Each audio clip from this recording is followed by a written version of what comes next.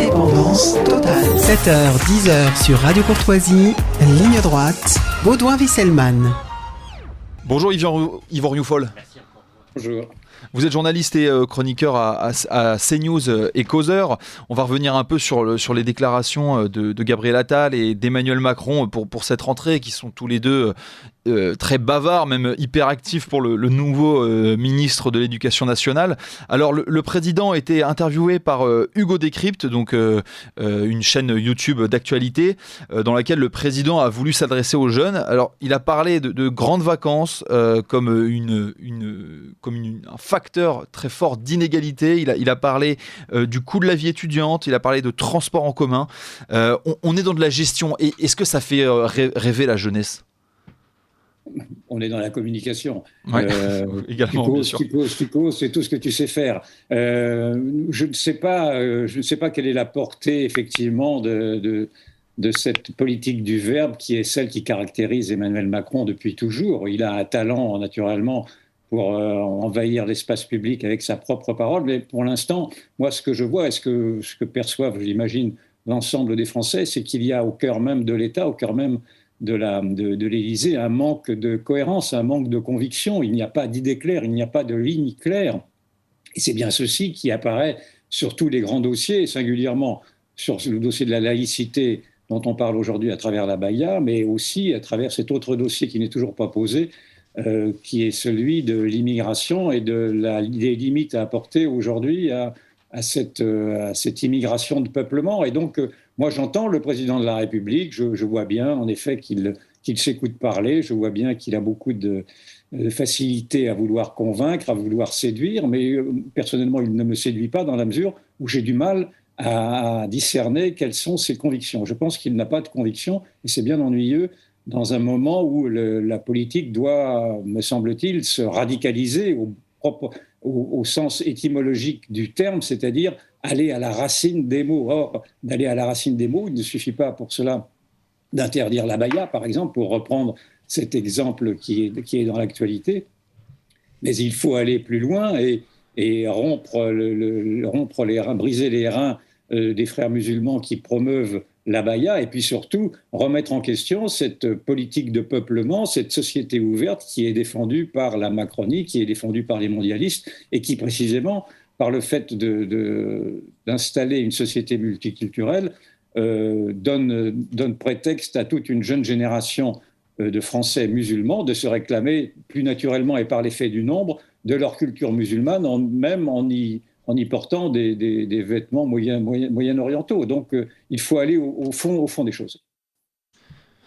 En fait, on a l'impression que sur ces sujets-là, que ce soit sur la question de l'école, sur la question de la sécurité, sur la question de l'emprise islamiste, à chaque fois, on a l'impression qu'il faut en revenir à la politique migratoire et, comme vous dites, à la question du multiculturalisme. Mais donc, en interdisant la baya, pour reprendre une expression qu'on a entendue, on casse un thermomètre qui nous indique la température. Non, oui, si vous voulez. En effet, il y a une sorte d'hypocrisie à vouloir simplement interdire la baya comme étant un signe ostentatoire d'une revendication religieuse. Mais encore une fois, cette revendication religieuse, elle est portée par l'effet du nombre. Alors j'ai entendu M. Bayrou, je crois que c'était ce week-end sur une radio périphérique, nous dire que 90% des Français musulmans étaient intégrés.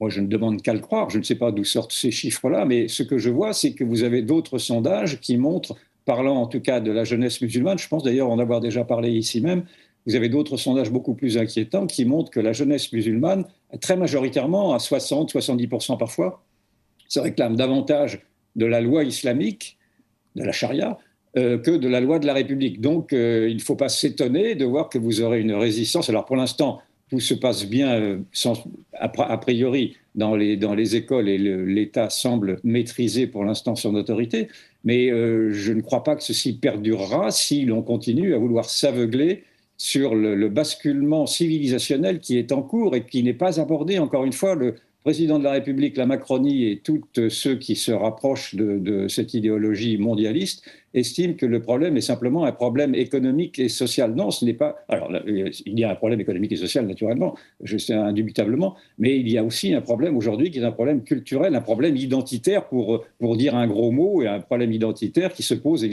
également et très majoritairement, dans le fond, aux Français qui entendent rester français. Je vous rappelle tout de même que les Français, les Français dits de souche ou les Français européens représentent encore 45 millions à peu près, voire 50 millions des habitants de l'Hexagone. Et donc, ils sont encore, Dieu merci, majoritaires. Donc, je pense que c'est à eux aujourd'hui de s'affirmer face à la passivité et à la somnolence des hommes politiques pour redire qui ils sont et ce qu'ils ne veulent pas devenir. Donc, encore une fois, j'applaudis tous les raidissements de l'État actuel, notamment grâce à M. Gabriel Attal, le ministre de l'Éducation.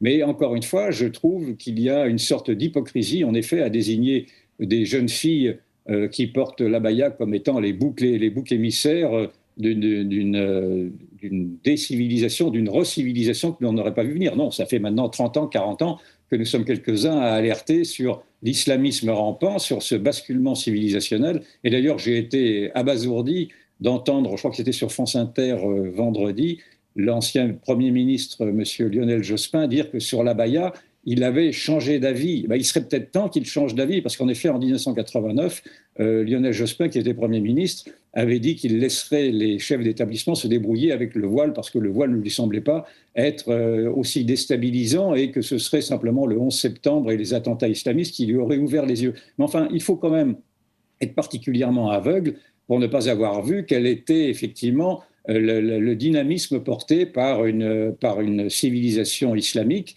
qui ne craint rien, qui pense être la révélation de l'humanité, qui dit que ceux qui la composent sont les meilleurs éléments, etc. Et donc il y a un suprémacisme islamiste qui était visible depuis le début, que moi j'ai analysé avec bien d'autres dès la fin des années 90, et je trouve désolant qu'il faille attendre 25 ans pour que notamment une grande figure de gauche comme Lionel Jospin se disent qu'en effet, il s'est trompé sur l'islamisme, comme il avait dit en 2002, d'ailleurs, qu'il avait été naïf en faisant le lien, en pensant que la réduction du chômage réduirait l'insécurité. Ben non, c'est beaucoup plus compliqué que cela. Et donc, franchement, je suis très en colère face à cette politique, face à ce somnambulisme d'État, si je puis dire.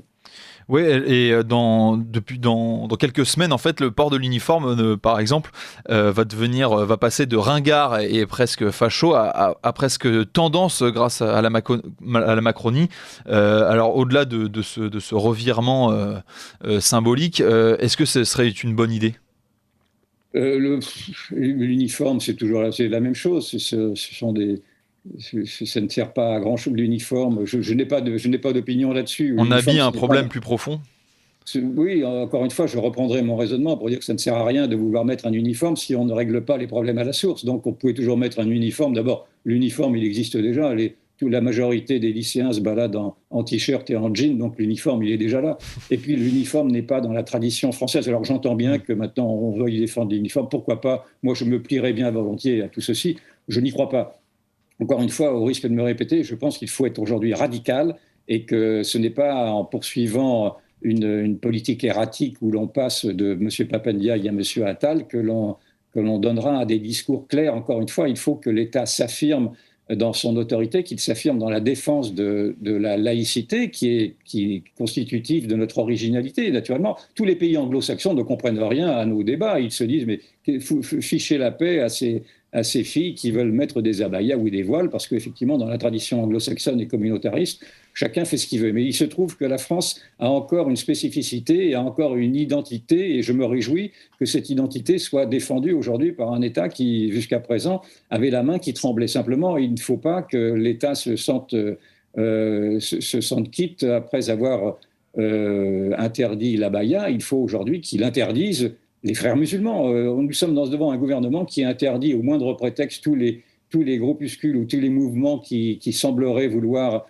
attenter à notre démocratie. Vous savez que nous sommes dans un régime de plus en plus liberticides, en tout cas concernant les libertés de manifester, les libertés d'association, les libertés d'expression d'ailleurs également avec l'Internet, c'est un autre sujet. Mais je trouve aberrant que les Frères musulmans, qui est quand même une association, un mouvement qui est interdit dans de nombreux pays, également dans des pays arabes, que les Frères musulmans aient encore pignon sur rue. Moi, je veux bien mais enfin, il faut quand même analyser ce qu'est cette idéologie totalitaire. C'est une idéologie qui est une idéologie suprémaciste qui entend subvertir notre démocratie. Alors, je défends les libertés, donc naturellement, je ne veux pas me mettre en totale contradiction avec le fait d'interdire tous les mouvements, mais enfin, quand vous avez un mouvement... Rapidement, Yvan Rioufol.